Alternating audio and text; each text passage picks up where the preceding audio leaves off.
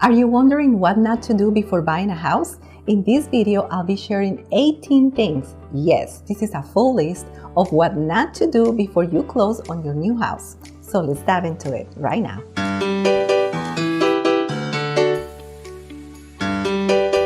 Hello everyone, my name is Sandra Sturkey and I'm a real estate agent in Columbia, South Carolina. If you want to stay up to date with all things Columbia, go ahead and hit the subscribe button. I post videos every Wednesday about moving, living, and playing in the Palmetto State. Point number 1. Don't finance a car or any other big item. Many loans fall through because the borrower decides right in the middle of his home buying transaction to finance a new vehicle, boat, wedding, furniture, appliances, etc. For instance, if your monthly income is $10,000, the bank will analyze your debt-to-income ratio, which in the front end should not be more than 30%. What this means is that your house payment, along with your taxes and insurance, should not be more than 30% of your total income. For the example we are using, that will be $3,000. Your total debt-to-income ratio, including any other debt like credit cards, vehicles, etc., should not be more than 45%.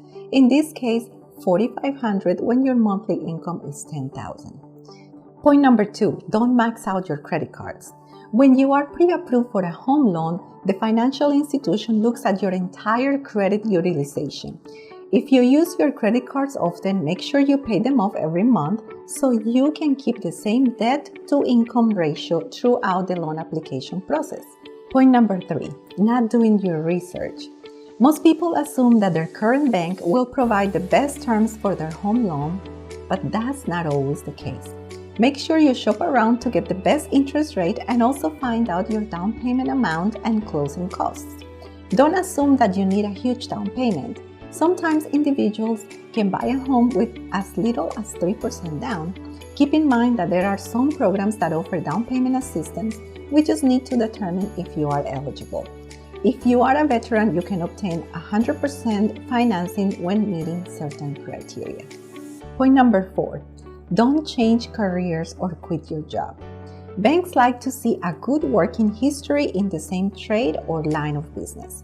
Don't change from salary to hourly pay, or don't change from salary to commission or self-employed. 2 years of work history in the same trade are ideal even if it is not with the same employer.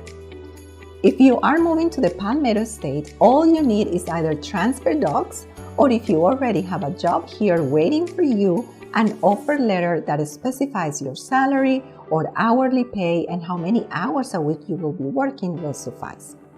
Or if you decide to move before buying, you will only need 30 days of work history here in the same trade or line of business to get approved.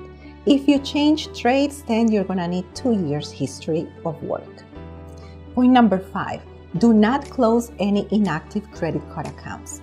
By canceling any of your credit cards, you are effectively reducing your debt-to-income ratio, which will make a big difference in your finances, and you could potentially no longer qualify for a home loan. Point number 6, don't shop for houses without being pre-qualified or pre-approved for a home loan. In this market, it's absolutely critical to include a pre-qualification or pre-approval letter with your house offer. Sellers will not take you seriously if you don't provide this document with your offer. Point number 7, not hiring a real estate agent. Buying a house is, for most people, the biggest financial decision they make in their life. Having an expert on your side that can help you go through the entire process is the ideal thing to do. Keep in mind that in the majority of residential real estate deals, the seller is paying for the commission of both the seller's agent and the buyer's agent. When you hire an agent for the purchase of your home, you are avoiding pitfalls from the get-go. Point number 8, opening new lines of credit. You are at the store and they are offering you to receive a 20% discount on your purchase if you apply for the store credit card. Don't do it. Pulling your credit during the time of your loan application can reduce your credit score, and depending on the type of loan you are applying for, you could easily disqualify yourself from obtaining your home loan. Point number 9, don't miss loan payments. Make sure you make all of your payments on time. That goes for credit cards, vehicles, and anything else you have on credit. Having a reported late payment will adversely affect your credit score, and again, you could no longer qualify for a home loan. Point number 10, don't change banks. Keep the same financial institution you have been using, and if for some reason you want to make a change, make sure you do that after you close on your home loan. Point number 11, don't make large deposits into your bank account. If you have cash laying around, like under the mattress or in a safe for emergencies, please do not deposit that cash into your bank account. This will immediately raise a red flag, and the financial institution will start asking where the money comes from, and they will also ask for a paper trail if at some point that money was in the bank. All the money you need for your down payment and closing costs needs to be in the bank for at least 2 months prior to applying for your loan. Banks no longer take cash at the closing table. Everything has to be wire transferred or a cashier's check will be asked for. Point number 12, don't provide false information. There is a saying in my country that I like to use to illustrate this point, and I'll try to translate it for you. A liar falls easier than a limping man. If any lending institution catches you providing false information, you won't get approved. It's just that simple. Point number 13, don't spend the closing cost money. This goes without saying, but it's better to say it. If you spend your closing cost money, how can you possibly close on your new home? Believe me, these have happened. Point number 14, don't co-sign anything. Remember that you are financially responsible for any loans you co-sign, which means that this debt, even though it's not yours, is still going to affect your debt-to-income ratio. Point number 15, don't skip the home inspection. In this seller's market, a lot of buyers are skipping the inspection contingency. However, I highly recommend that you do not do this, as the inspection can reveal things that are not readily visible and spare you from big and expensive headaches. There are other ways to make your offer look attractive. Some are selling the house as is. However, it is best to inspect the home to make sure it needs minimal and not major repairs. Point number 16, not comparing your loan estimate with your settlement statement.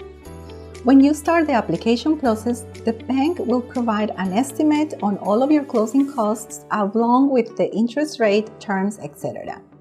Prior to closing, the lawyer will provide you a copy of the settlement statement.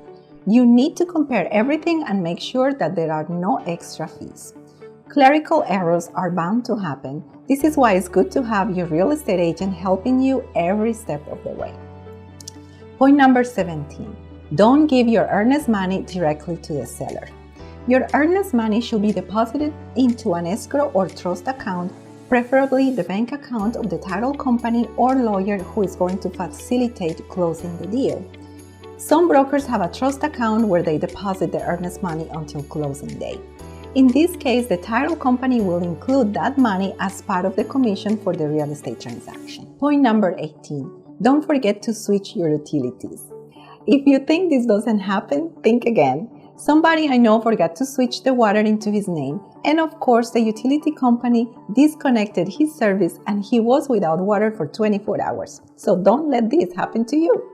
If you are thinking about buying a home in the Palmetto State and are not sure what is the earnest money used for, make sure to watch this video where I explain anything and everything on this topic.